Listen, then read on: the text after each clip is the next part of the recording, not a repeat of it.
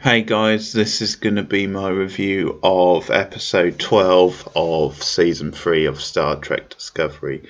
It's called There Is a Tide, and I wasn't so hot on this one. This one was a bit of a mess, I thought, and it dragged a bit and it just didn't do a lot for me. I wasn't that into the stuff going on in it. So the interesting part of the episode is the conversation. There's a couple between the Admiral and between Azera because her and her crew gain like control of the Discovery. They take it over.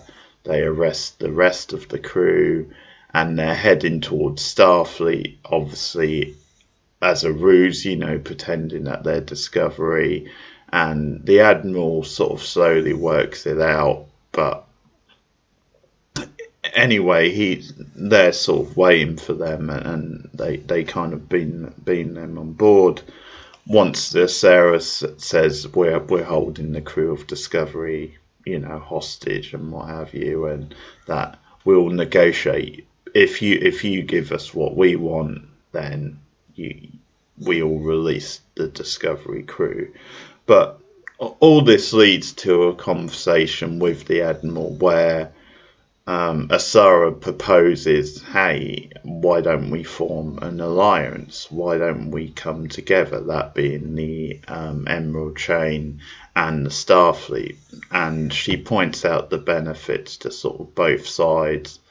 Obviously, at this point, Starfleet is sort of underpowered. It's not at the strongest sort of position. So obviously there is kind of a certain amount of, well, there is an opportunity here, even though we would be getting into bed with the enemy.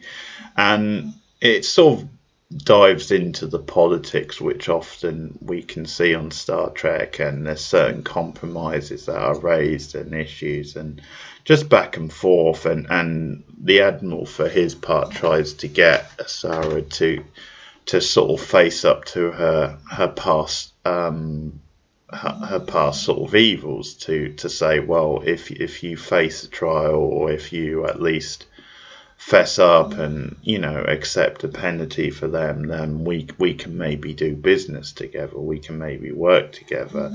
And she's, partly because I guess she's the villain, but also I guess out of a sense of pride, she's not willing to do that, because she does kind of portray it as, well, look around you, look at the situation, look, I did. She tries to justify it, basically. Then there is certain reasons, and the fact that she maybe didn't have a great deal of choice to take the actions that she did, and that ultimately it could improve the universe. But that's basically a sticking point, and it sort of leaves it on a cliffhanger if she will accept. Now, the Admiral character I find a bit boring, and I think he's been maybe the least favourite part of this season. So him being on screen for too long is never really a good thing. But the substance of those scenes, at least, I think, had me interested, and the potential of what could happen in season 4 if they do merge this alliance could be quite interesting. So that there is promise there. The rest of this episode, as I said, it is a bit of a mess. There's some melodramatic moment with Stannis and Michael, where he basically at one point has been captured, and the Emerald Chain have like hacked into his brain to get like information on the burn and delivery and all the stuff. And actually that as a visual moment looks really cool. But yeah, basically there's some stuff when Michael comes to rescue him, and where she makes the decision that you're our most valuable sort of assets in this, and they really want you. So she kind of sends him off in a ship to kind of protect him and to protect, so that his sort of knowledge doesn't fall into the wrong hand. And it's against his will, and he kind of moans and groans and screams, and it's really over the top stuff. But just some kind of, I don't know, repetitive or predictable like plot beats like that come up and just feel quite sort of contrived. So stuff like that I wasn't really into. There's some good action stuff in the episode with Michael trying to like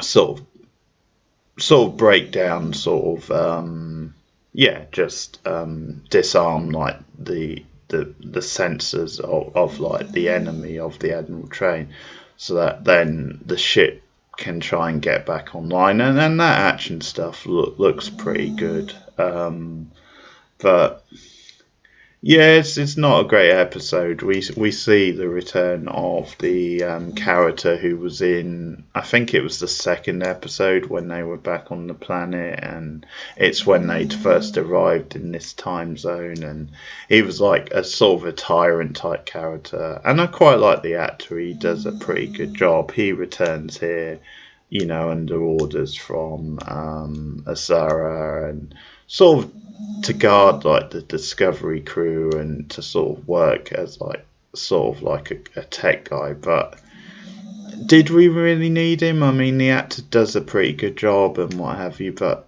it just felt like one character too many in the episode.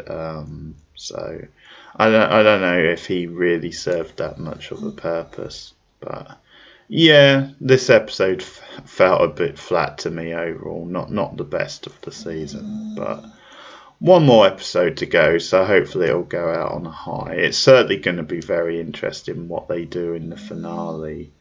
And that's my thoughts on Star Trek Discovery, episode 12 of the third season. I'll be back soon with my thoughts on the finale of season 3. Thanks for listening, like and subscribe and all that stuff, and I'll see you guys again soon. Goodbye.